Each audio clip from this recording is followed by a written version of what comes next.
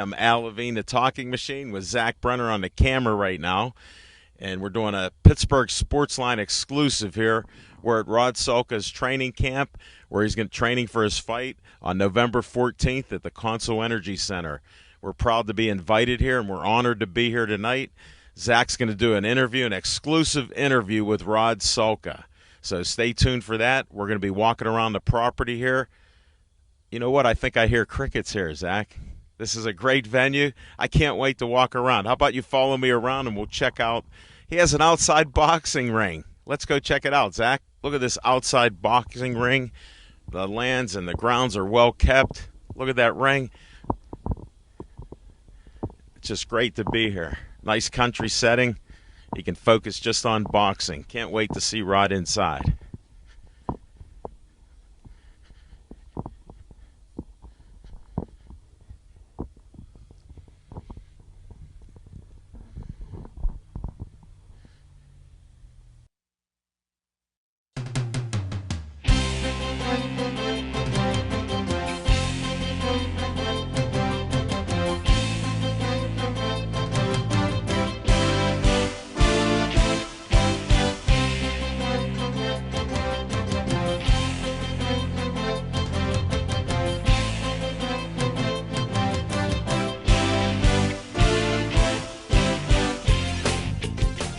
Hello, folks. Welcome to a special edition of Pittsburgh Sportsline. We're out here at Buzz Garnick's gym with Lightning Rod Salka. Say hello to your fans, Rod. How's everybody doing? Well, let's get right into it, folks. The last time we saw Rod was August 9th in Brooklyn, New York on Showtime. And how you feeling since then, Rod? Good, man. We're right back at it. You know what I mean? Just pretty much got right back in the gym. Running and everything, you know, keeping the weight down, trying to keep the weight down to where it should be, eating the right foods out here and everything. And then about 2 weeks ago, we started back into camp, back to sparring, doing everything, getting ready for this fight on November 14th. Now, on November 14th, Lightning Rod Salka is going to get in the ring down at the Consol Energy Center against a familiar foe, Rankins' own Monty Meza Clay. What are your thoughts on this fight going into it? You know, it's I had a tough fight my last fight. You know, I didn't fight a good fight. I didn't fight the fight I should have fought at all. But I mean, it was on a big stage. It was a big fight. So this fight coming back to Pittsburgh, I think, is a great fight for me to get back in there and get back to where I'm supposed to be and get back on these big fights on Showtime again, back with Golden Boy next year. So this fight against Monty is pretty much it's going to be a tune-up fight for whatever Golden Boy has in store. Was that a 3-fight deal that you signed with Golden Boy, Oscar De La Hoya's promotion company? No, it was a 2-year, 5-fight agreement with them. You know, and in one of the fights they let me fight in April on Mike Tyson's show, and then they let me go ahead and fight this fight again on another Mike Tyson show. Okay. So we got Iron Mike Promotions bringing this fight back in on November 14th. What should the people at home look for boxing-wise in this fight? You know, Monty's more of a puncher, a slugger per se. You're more of a boxer, like a purist. What what matchup-wise, what should people look forward to in this? You know, styles make fights. I think stylistically for me, this fight's a good fight. You know, he's a smaller guy. He's going to come forward. He's going to throw a lot of punches. I throw a lot of punches. I move around. I box. I think it's a great fight. It'll let my hands go and move and show what I can do, and just handle our business on November 14th. Against Garcia on August 9th, is there anything that you came away from as a fighter, learning from that experience on Showtime? Yeah, man. Like all that hype and all that lead up and all the negativity surrounding that fight, like kind of. You know, you can't, hindsight's 20/20, so you can look back and kind of see it now. But it had me like mad. I didn't really feel like it. It didn't really bother me at the time. But then in the fight, you know, I'm thinking I want to be impressive. You know what I mean? So like the first round I come out, I boxed. I just, you know, feeling each other out. And at the end of the first round, I felt like, you know, the guy didn't really hit that hard. He hit me with a couple of little shots in the first round, and he was throwing wide shots. I got cocky, and in the second round I tried to sit in front of him and work on counters. But that's what he does, though. You know what I mean? You try to counter, he punches with you.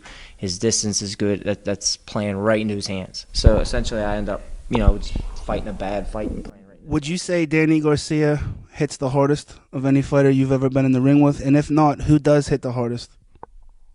I don't know. Like, he was hitting my gloves and he hit me in the first round, and I didn't feel anything any different than anybody else was hitting me. You know what I mean? It really didn't feel any different.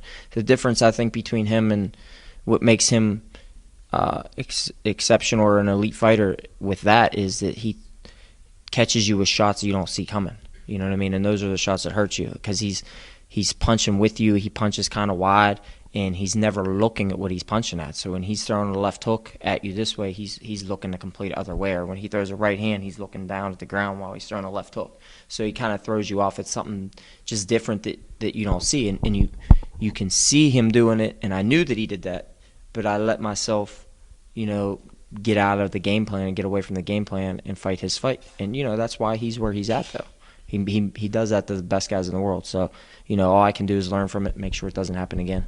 So going into another marquee fight or matchup such as the one against Garcia, you won't, give in to the way the media kind of fed into that you shouldn't even have been in the ring against Danny Garcia, and you were pretty much on the defensive the whole camp leading up to the fight, pretty much, wouldn't you say? Yeah, I mean, I got why people thought I didn't deserve the fight, but to say I don't belong in there, I mean, everybody's gonna have their own opinion on stuff, but as far as me getting the fight and the rankings and all that stuff go, I mean, the rankings, people use the rankings in that situation to say I didn't belong in there, but then the next week they're saying, how's this guy in the rankings? The rankings are garbage. So you can't have it both ways. You can't condemn the rankings and then use the rankings as your defense the next week. So, but people, it's boxing, man. People are going to talk and people are going to hate and they're going to be negative, and there's nothing you can do about it. That's their opinion, and all I can do is have my opinion and move on. Did you feel comfortable with that weight? Yeah, I mean, I wasn't uncomfortable. It's not. I mean, I'm that weight right now. You know what I mean? I'm on. I'd be on weight for that fight right now. So, I mean, obviously he was the bigger guy, but that was no surprise. We knew that didn't play into the game plan for that fight. So, I'll be back down to 35. Really, I've told Golden Boy and stuff I could make 130. It's not that big. It's not that big of a deal for me to make 130. What would you prefer to be at 135? Obviously, is that where you feel like you have the best and most power? It doesn't. It really doesn't matter. If they called me for a big fight at 130, I'd be 130. If they call me for a big fight at 35, I'd be at 35. If they call me for a big fight at 147 and they're paying me, I'll be at 147. If they say, hey, you're fighting Andre Ward at 175, I'll be at 175. You know what I mean? Like, it doesn't matter. As long as the contract has a big number on it, it doesn't matter what like any fighter, it's not going to matter what the weight class is. It's prize fighting. You want to get paid, and you want to get paid as well as you can for whatever you're going to do, the risk you're going to take. And, there's a risk versus reward there, and it's got to match up. Obviously, the number one question that I have is how does it feel to go from, fighting in court time in Elizabeth, PA, essentially in the backyard where you grew up, to fighting at the Barclays Center in Brooklyn, New York, on basically the biggest stage that you've ever fought on, probably?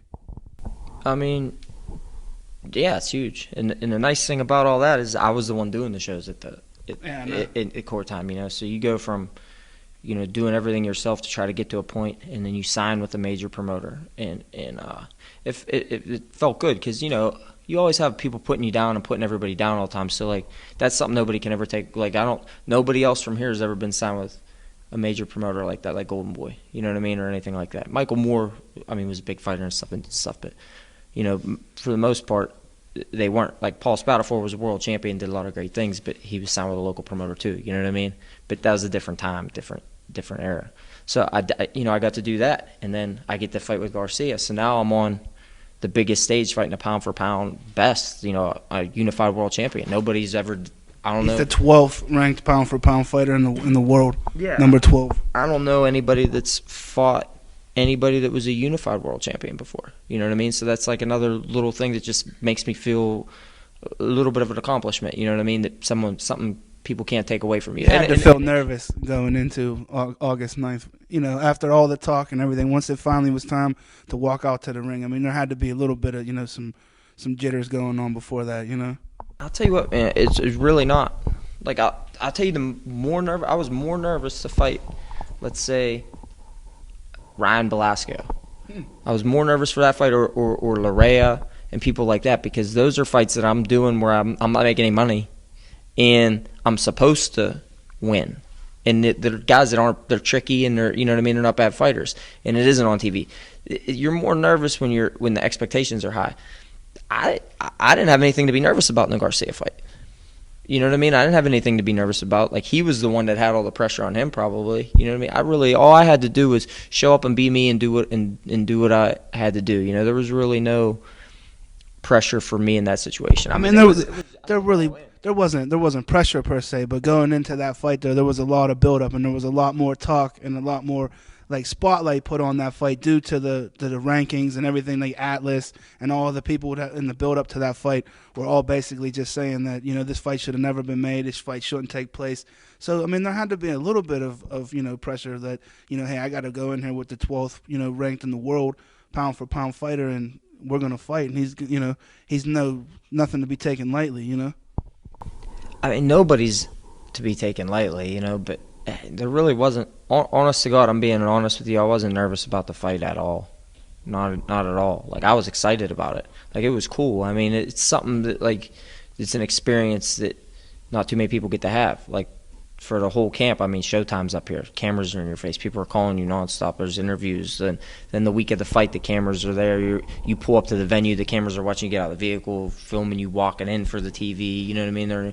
They're in your locker room watching you do it. It's just it's just exciting. You know, not too many people get to do that, and I get to do it. So, and hopefully I get to do it again. You know what I mean? So, I mean, it was nothing to, like, even when I walked out, there was no time to be nervous, man. There's, like you said, I was in court time with 2,000 people. Now I'm in the bar club with 20,000 people, all watching just you. This ain't a basketball team where there's 20 people and everybody's kind of watching different. They're literally watching. You were the only one walking out there, and everybody's watching you. It was cool. Like, I think I was smiling the whole way to the ring. You know what I mean? It wasn't like we fight every day. I fight all the time. I'm so used to fighting. I'm not nervous about another man fighting another man in the ring and what he might do. You know what I mean? I'm not. That doesn't really get me nervous. You know, like, if anything, maybe you'd be nervous because of the people and stuff like that. But I was more just in awe. Like, wow, this is crazy. They got the big jumbotron. You're on it.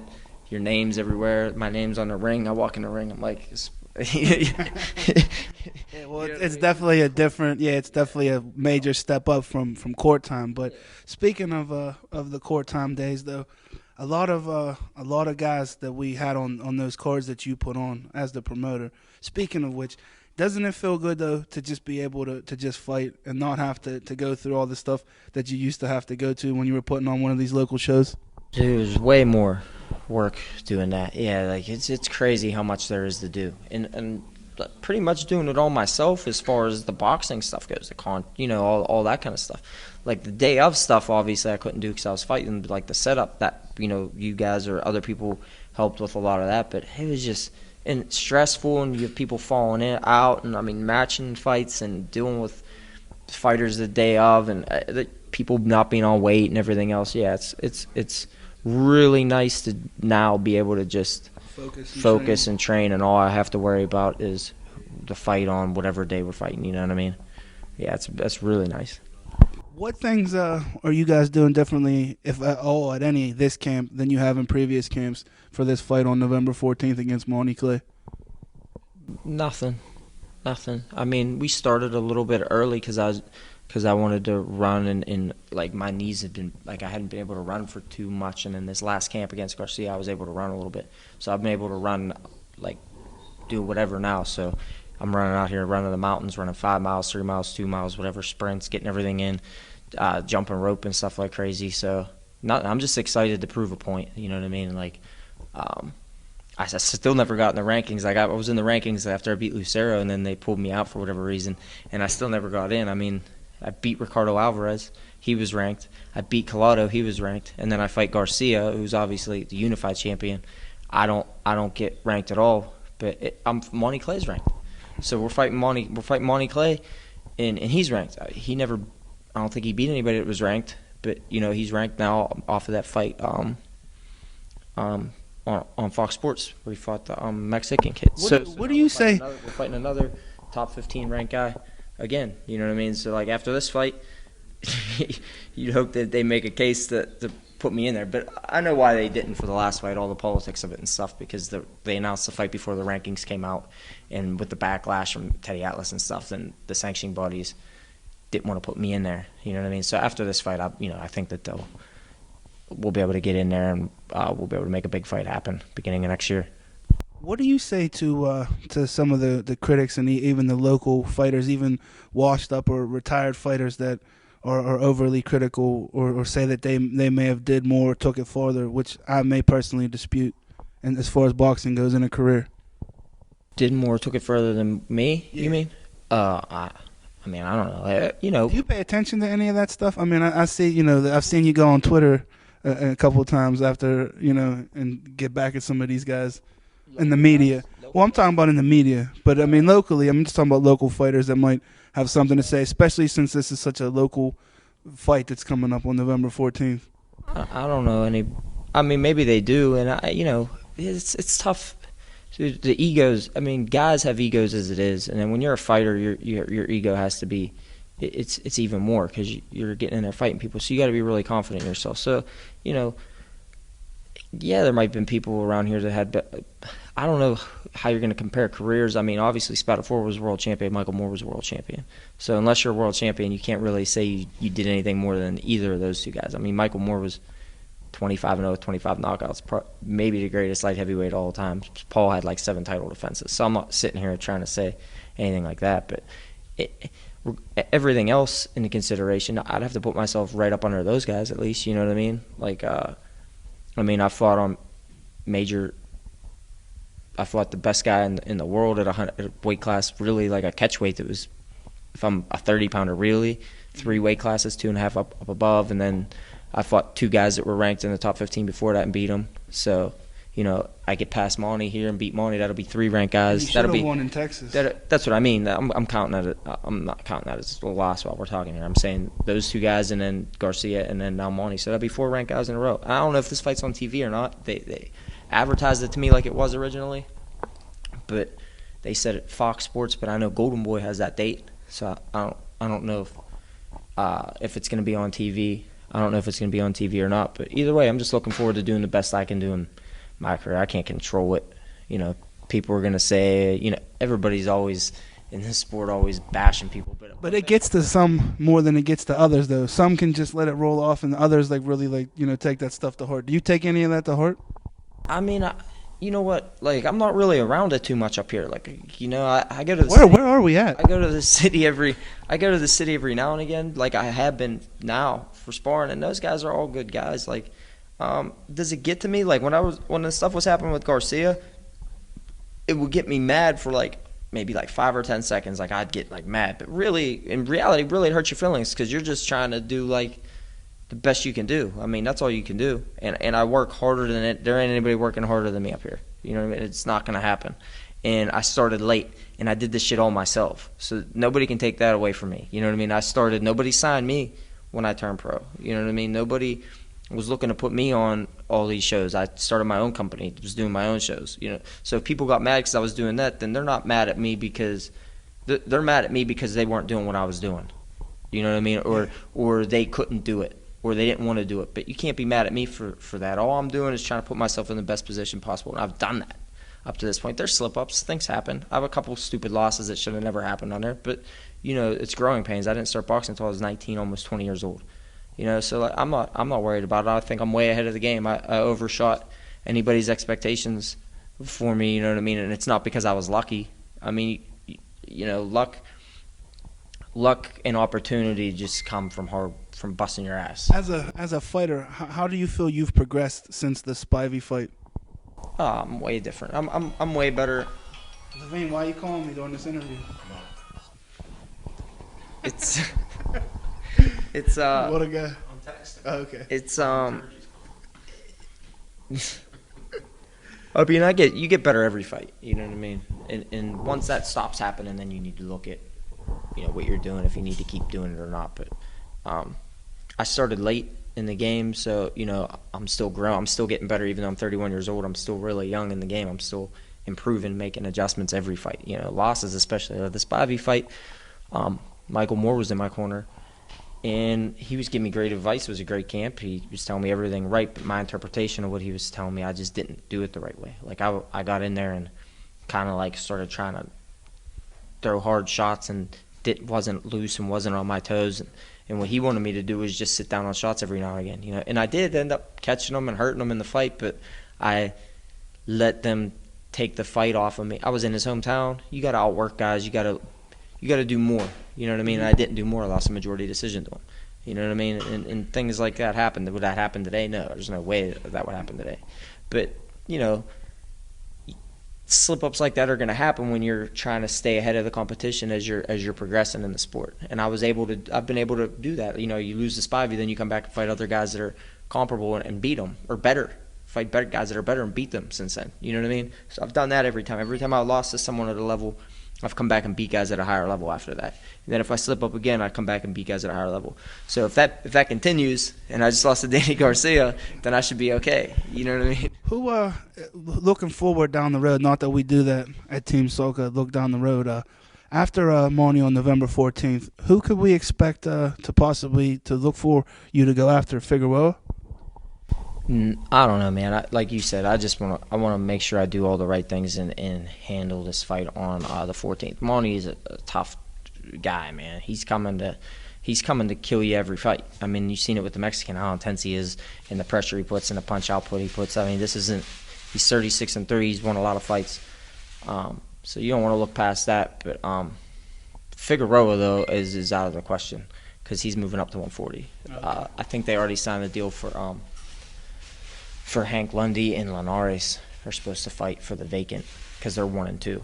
They're supposed to fight for the vacant BC title at 35. So, maybe end up with one of those guys or with everybody. There's a lot of stuff happening now, like Top Rank and Golden Boy are doing a lot of stuff looking like they might start playing ball. So even at 130, you got a lot of guys there. Bartholomew, you got Salito, Mikey Garcia's there now. You got a lot of different – there's a lot of options. You know what I mean? There's a lot of options. I just need to come back and not just win but be impressive in this fight on the 14th.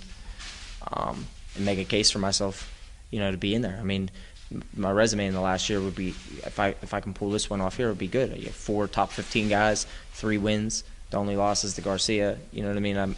And that was at a higher weight even. So if I'm down at even 130, I gotta be right in there with the best of them at 130 pounds. You know what I mean? Yeah. So my main focus is going in there and being very impressive on November 14th.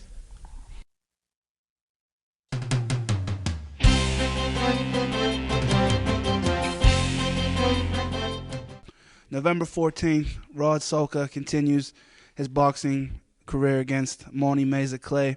Tickets are still available, folks. Anything you want to add or anybody you want to thank? I thank you guys for coming all the way out here.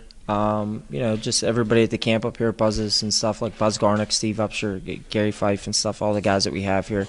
We got that middleweight up here from Brazil now. He's supposed to be fighting a little bit. Another guy from Argentina coming up to spar with me here the beginning of next week. We're just keeping everything positive, keeping everything upbeat.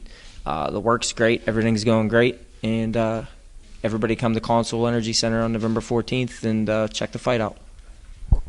Well, again, I'd like to thank Al Levine, BPTV, Dave Cable, KissingTheCanvas.com, Still Nation Boxing, and obviously, last and not least, Pittsburgh Sportsline. This is Zach Brenner. Have a good night.